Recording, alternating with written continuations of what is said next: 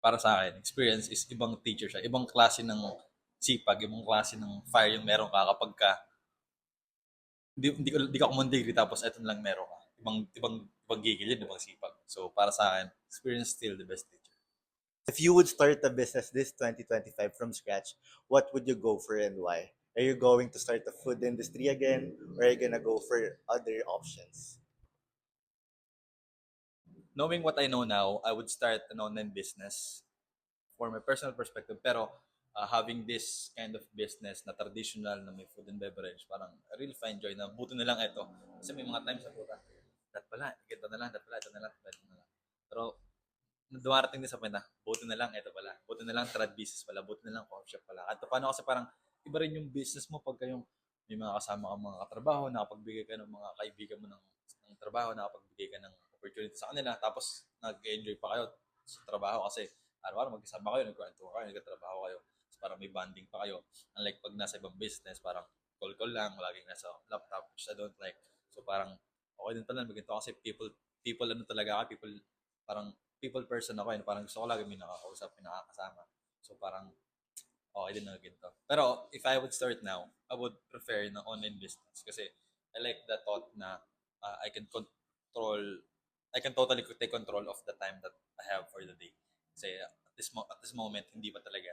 Pero if I would have the choice, I would take on the online route. Parang ganyan. Pero very grateful na may gintong business. And will not, hindi ko nakikita yung sarili ko na mawala sa gintong business. What is the biggest factor in starting out a business?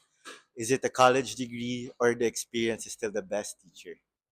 Para sa akin, bro, experience is the best teacher. Always. Kasi, hindi, yung degree nga, parang hindi naman magtuturo dun yung mga teacher, mga prop na walang experience. Eh. So, parang, through experience, dun pa rin nila nakuha yung knowledge nila. So, parang, syempre, may mga inaral sila na nakuha lang din nila sa tao from gaining this experience. So, para sa akin, iba pa rin talaga yung natuturong knowledge. Pero, important din na may degree.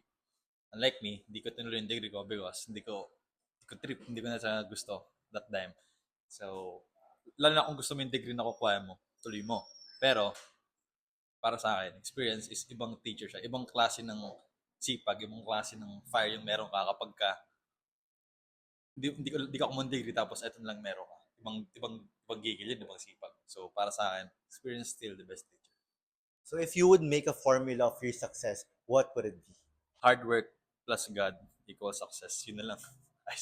Hard work plus God equals success. Kasi para sa akin, nakalagay sa cup namin, no? Life verse ko. Ito, bro.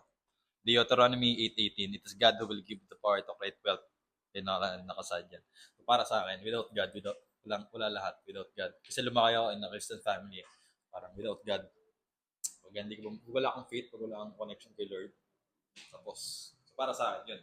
Hard work plus God. Kasi hindi naman ibibigay sa'yo ni Lord yung hindi naman ibibigay sa'yo ni Lord yung blessings. Eh. So, you have to work for it.